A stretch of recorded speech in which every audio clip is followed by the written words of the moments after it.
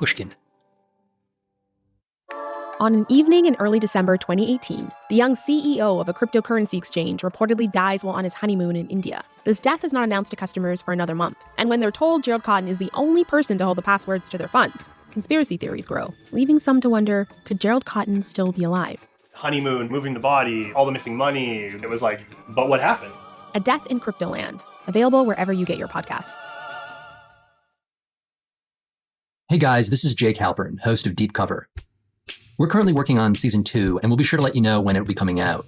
But in the meantime, we have our first bonus episode for you, The Supply Side. Today's bonus episode, it's actually a story that I really wanted to include in season 1. In fact, to tell you the truth, I had this big debate with my producer, Karen Shakurji. I kept saying, look, we got to include this story. She was like, it's awesome, but it's kind of a tangent, like a crazy side trip, and it just doesn't fit. Karen, she was right. Kind of annoyingly, she's almost always right.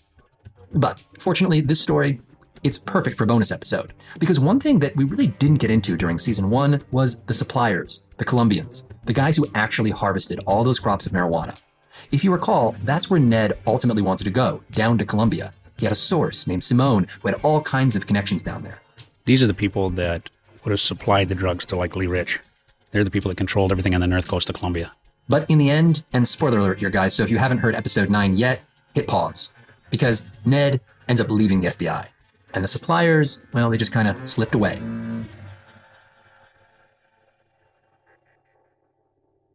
Naturally, this was one piece of the puzzle that still really intrigued me. So in this episode, we're going to do a deep dive into the marijuana industry down in Colombia.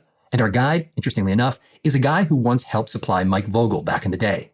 Remember Mike? I had it in such a way that I really controlled the marijuana industry in Michigan, in Ann Arbor and all the rest. He was the grocery guy, the distributor with the big warehouse.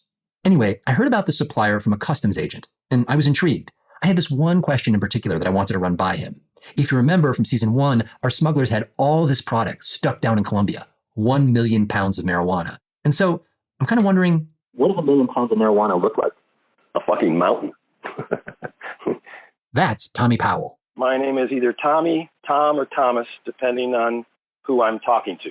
Tommy is to my friends. Tom is people that don't know me, and Thomas is for the government. I'm 72. I'm a lifelong vegetarian. I'm in great health, and I look forward to another 30 or 40 years. Tommy was a self-identified smuggler and salesman for about a decade. He started in the early 70s. He was this American expat, used to live and work down in Colombia inspecting marijuana crops. He's responsible for bringing in over 300,000 pounds of marijuana himself. Not just that, he estimates he helped supply a bunch of other smugglers who brought in somewhere in the range of 2 to 3 million pounds. But Tommy was the guy who would be on the ground in Colombia and would often find himself in some pretty dicey situations. He's lived a crazy life, even by the standards of the characters you got to know in season 1. Jake, I can't describe the walk into the mountains. I mean, so treacherous, so treacherous. There was this one section, it's probably 100 yards where there's a walk. It's probably about 3 feet wide, and it's over this cliff, and the drop is probably 1,000 feet or 500 feet or something. Some seriously scary. If you look over the edge when you're walking, you really don't want to do that. So, how does Tommy, a dude from Michigan, end up living down in Colombia inspecting marijuana crops? Turns out, it's kind of a wild story. Initially, he was a dealer in Ann Arbor, around the same time Mike Vogel was getting started. Mike Vogel, I'm familiar with. He used to sell my reefer in Detroit before he got involved with those other criminals. At the time, Tommy says he was smuggling his reefer, as he calls it, in from Mexico. But the product, wasn't so great. Nothing to brag about. Eventually, Tommy gets in trouble with the law when a drug-sniffing dog named Bomber finds a footlocker of weed at the airport. Police played it sly and followed the footlocker as it was picked up and then taken to a house. The cops eventually barged in and made arrests. Tommy, he was at the house. He got arrested. We found news articles documenting all this, by the way. Bottom line, this is bad news for Tommy. But Tommy says that his case was thrown out because the judge ruled it was an illegal search and seizure. Bomber apparently was not authorized to sniff that footlocker. Still, it was a close call. And so Tommy decides to go clean. For a while, anyhow. So I said, I'm retiring. So I decided to go to Gainesville and visit my brother Billy. And at that time, water beds were real popular. And so I filled up my van with like about 50 water beds and drove down to Gainesville and started selling them out of the back of my van. And so I was so successful at it. I mean, I was doing really good. I was selling thousands of them. But as you've probably gathered, he gets drawn back into the marijuana business. He meets a guy who offers him some new product, imported from Jamaica. This, by the way, is the early 1970s, and the export market for Jamaican weed is expanding in the US. The branding, for lack of a better word, was good. Bob Marley was becoming a household name. Tommy says the Jamaican buds were a real upgrade from the Mexican stuff that he'd been peddling. So I started taking his Jamaicans up to Ann Arbor, and I probably sold, I don't know, 20,000, 30,000 pounds maybe of his reefer. So while I'm selling it, I'm getting this, oh shit, this stuff is not good. It's good. It's better than that Mexican shit, but it's not good. So I put it in my mind. I said, man, I'm going to go to Colombia and see what I can get some better reefer out of there. And the reason that he says this is because at some point, he gets a chance to smoke some of that Colombian weed. I think I was at a party in Ann Arbor, and there were some hipsters there, and they had some Colombian marijuana. And we smoked it, and I smoked it, and I go, holy shit, man, we got to get this stuff, you know? It was that much better. It was 3 times better. It looked better, you know, and it was definitely had a higher THC content in it for sure. Then one day, 2 of Tommy's friends, Ronnie and Dave, propose a kind of spur-of-the-moment trip. They said, hey, let's go to Colombia. I said, yeah, man, let's go to Colombia, go up the North Coast and see if we can find something out up there. You know, this Jamaican shit's getting boring. So we got on a plane, an Avianca flight out of Miami, and Ronnie comes up like 10 minutes after the flight's going and says, hey, man, you want to take a hit of acid? Oh, my Lord. So I says, yeah, man, I'll take a hit of acid. Landed in Bogota and proceeded to go directly to the closest house of ill repute and got an ounce of cocaine and like 5 bottles of Old Par scotch and sat in there and drank in there and did other nefarious things. And I crawled out the front door. Tommy says that by this point, Ronnie and Dave, his 2 buddies that he'd flown down with, they were in rough shape. They were so freaked out they didn't want to stay. So I don't want to stay either because I'd be all alone then, and I didn't know anybody, you know. So we hopped back on a plane and flew back to Miami. When you went to Colombia that first time, did you actually make contact with any marijuana sellers? No, just with the ladies of the night. A few months later, Tommy gives it another go. And he has a bold plan. He wants to set up a 20,000-pound shipment of weed. He heads back down to Colombia, this time skips the whole acid trip, brothel visit, and actually manages to get an introduction to a reputable supplier. A very cool, nice Colombian guy, the nicest guy you want to run into in the world. And we nicknamed him Uncle. And his name was Guillermo Avila. He's going up in the mountains, talking to the farmers, getting whatever he can from them, and he's bringing us back samples and stuff like that. So the stuff's awesome. So, yeah, we'll take 20,000. He says, yeah, okay, I can do 20,000. I says, well, cool. And when it comes down to loading night, he only had 16,000. But that's how the Colombian market started. Tommy says he was the guy, like the pioneer, who first smuggled really big loads of Colombian weed to the United States. It's a bold claim, and one that I couldn't totally verify. But the timing of it is right. Starting in the mid-1970s, weed from Mexico kind of lost its popularity, in part because Mexican authorities began using a herbicide known as paraquat to poison marijuana crops down there. According to declassified CIA documents, American consumers began to, quote, prefer the better manicured and reputedly more potent Colombian marijuana, end quote. Tommy says he was the guy who first brought in large quantities of this more potent stuff, starting in 1972. It's a really big success. He buys the weed for $6 a pound and sells it for $240 a pound back in Michigan, and it's really good stuff. He keeps making trips down there each year. I tried to always get my loads together and make sure they were ready by December, or I had a trip together by December, because that's when they did the harvest, and that's when they had the best marijuana. Anybody else that goes to Colombia, and, you know, they all went down there and they would take anything. They'd stash that reefer in warehouses, you know, and it'd be like 8-10 months old, you know, it'd just be trash weed, you know, and then they also packed it in bricks, these big 50-pound bricks where they use a pressing machine and pressed it all down tight, you know, and screwed up all the buds, you know. So I demanded that none of mine be pressed like that. I wanted mine to be in pillows, we called them. Nice, fluffy pillows of high-quality weed. That was the key. Tommy ended up making a lot of money. So much money, in fact, that he decides to hide some of it in the ground. He puts $383,840 in a suitcase and buried it on some land that he owned in Michigan. Sometime later, this hunter comes along, finds it, and, being a good Samaritan, the hunter hands it over to the state police. Tommy then tried to get the suitcase and the money back. He actually shows up with a receipt for the suitcase, proving that, hey, I purchased this particular handbag. He even gave a sworn statement saying the money was his, but he took the fifth when it came to explaining how he got it. No dice. The police wouldn't hand it over. The suitcase, though, it made big news. Newspapers in Detroit wrote about it. It was even mentioned on an episode of 60 Minutes. None of this notoriety was especially good for Tommy in the long run. He says it really put him on the authorities' radar. Not long after this, he was indicted by the feds. So, naturally, Tommy decides to run for it, become a fugitive. He flies to Europe, spends some time and some money there, and then he bounces around a bit to Morocco, the Canary Islands, down to the Bahamas, before deciding where he'll land next. Oh, hell. Man, I might as well get it over with. I'm just going to Colombia. They're not going to extradite me out of there. They're never going to get me out of there, you know. I got the world's baddest ass bodyguards. So that's kind of how I ended up in Colombia. I wanted to be safe. Well, relatively safe. There was always the danger that he'd fall off one of those cliffs, or worse. More on this when we come back after the break.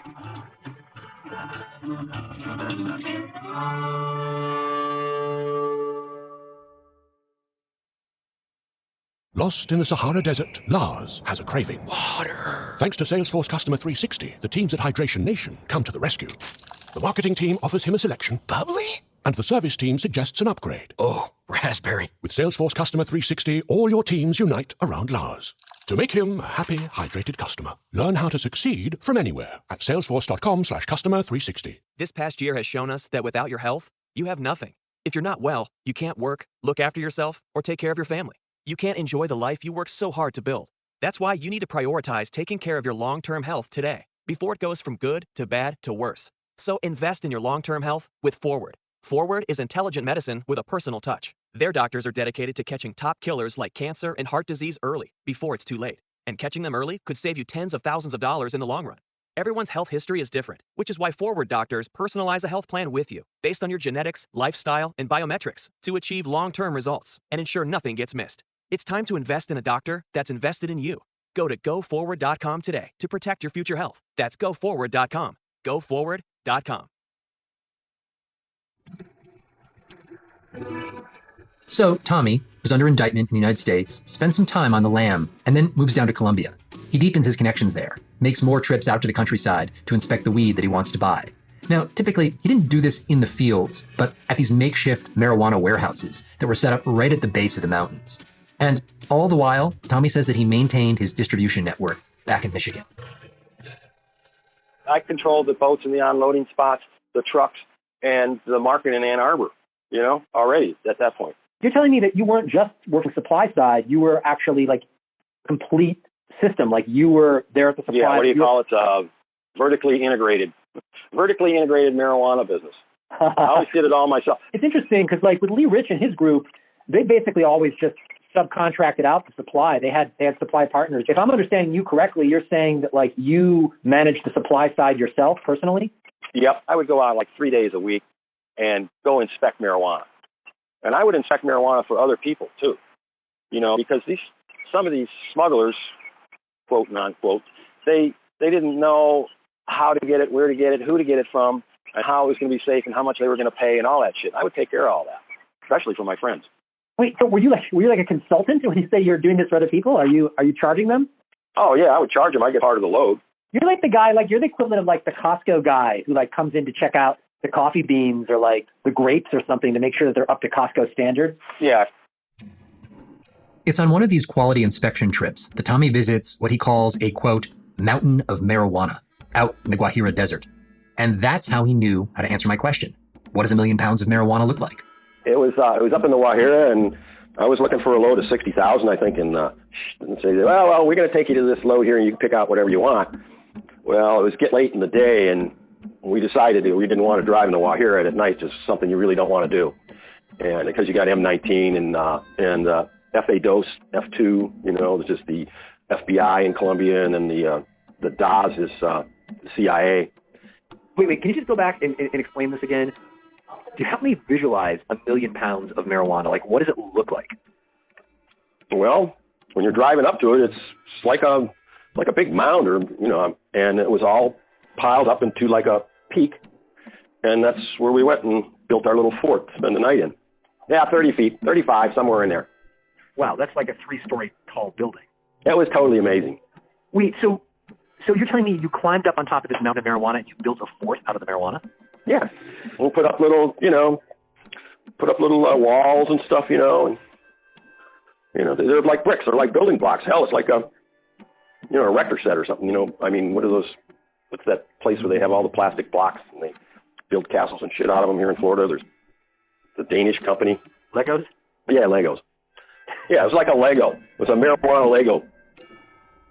It's while he's building his Lego fort that he gets a sense for exactly what kind of weed this is. So we went up to the top of the mountain and started digging out all the bales, These were all like, these were hard-pressed bales, I never did the hard-pressed bales because, well, I did them in the beginning because I didn't know any better.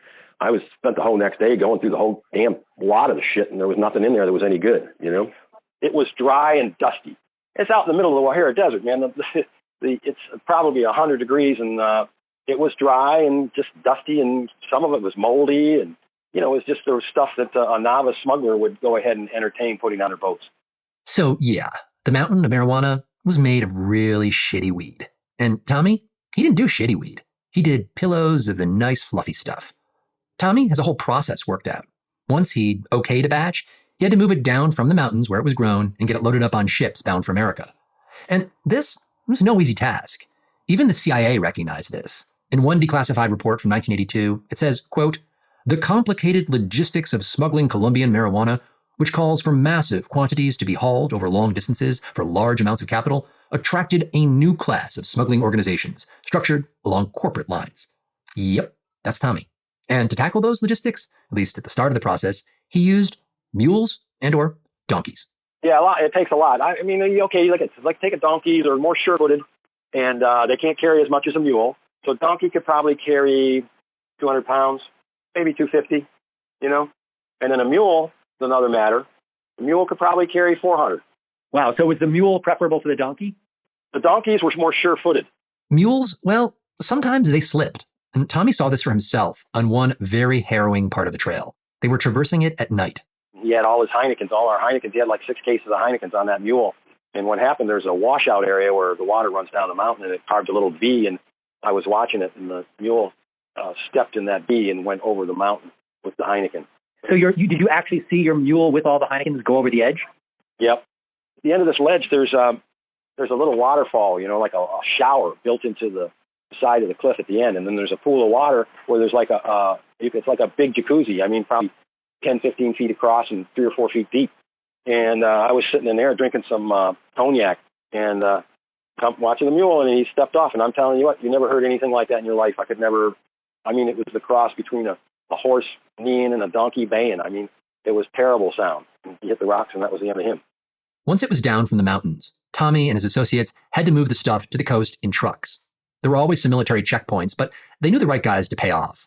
Tommy's entire business model, by the way, it matches up almost exactly with the intel that the CIA gathered at the time. It's almost as if the CIA's report was describing Tommy's operations. The report mentioned convoys of up to 200 mules and the fact that smugglers typically place bribes for each shipment. The last stage of the process, according to the CIA report, was loading the weed into canoes and bringing it out to supply boats. Tommy did this in Taganga, a little fishing village located on the Caribbean coast of Colombia. Tommy says that the harbor was run by the native tribes and that the chief was a good friend of his. These locals helped him load the weed onto smuggling ships that pulled into the harbor. And they would use these dugouts. They take a tree, and the biggest tree they can find, they chop it down and they carve out a nice boat, make it into a boat. And they had one dugout there. I swear to God, it was the biggest thing I ever saw. It was like, I don't know, but it was from a big tree. It's all got to be one piece. And that thing held 5,000 pounds. That's basically a canoe that can hold 5,000 pounds of marijuana? Yeah, it was a one of a kind. And that was Tommy's business model, finding the fluffy pillows of weed, moving it by donkey, then by truck, and then a giant dugout canoe, loading it into shrimp boats, smuggling it back to the US, and selling it in Michigan. It all worked really well. But eventually, Tommy says the business wore him down. He got ripped off on one load. He decided, you know what, time to retire. And really retire this time. He met a Swedish woman on the beach in Taganga, and she got pregnant. He decided he wanted to follow her home to Sweden. But first, he needed to make sure that he couldn't be extradited from there. And remember, these are the days before the internet. And so he decides he needs to go to, well, a law library. A really good law library. The International Law Library at Harvard University. You went up to Cambridge, Mass for this? Yeah. I went there specifically for that. I had a good time, too. I love sitting on that bridge watching all them guys rowing their boats and shit like that. But what I did is I had some IDs. I had a forger at that time, and He was a really good forger, and he forged some paperwork for me, that I was a visiting professor from the University of Florida, so I could have access to the library. And every day I'd go into the university and study the extradition treaty case law with Sweden and the United States, and I figured out that according to the law of reciprocity, that there's no way they could get me for conspiracy or for the one I was really worried about, the one that had me with life with no parole plus 70 years, was continuous criminal enterprise. Well, continuous criminal enterprise is based on predicate offenses. This didn't match any Swedish laws whatsoever. It was non-extraditable. It was non-extraditable crime, and so was conspiracy. So I figured I'm cool in Sweden. So he moved to Sweden, married the woman he met on the beach, and became a dad. It all worked out pretty well for about 3 years, until the U.S. entered into a new extradition treaty with Sweden. So much for all of his sleuthing at the Harvard Law Library. Tommy was indicted for conspiracy to import marijuana and extradited back to the United States. He ended up spending 6 years in prison before he was finally released in 1990. He says he's very proud that he never cooperated with the government. He now lives down in St. Petersburg. He's reinvented himself as a computer expert, and he actually got a degree in digital forensics at the age of 71. He's working on a memoir called Reefer, recounting all of his life stories. And let me tell you, there are a lot of them.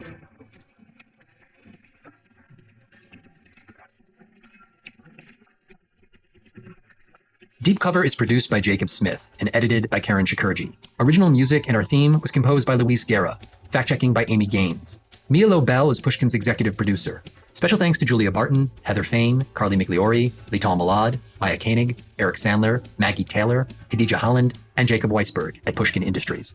Additional thanks to Jeff Singer at Stowaway Entertainment. You can learn more about Tommy Powell on his website, tommypowell.net. And stay tuned to this feed for more bonus episodes and announcements about Season 2. I'm Jake Halpern.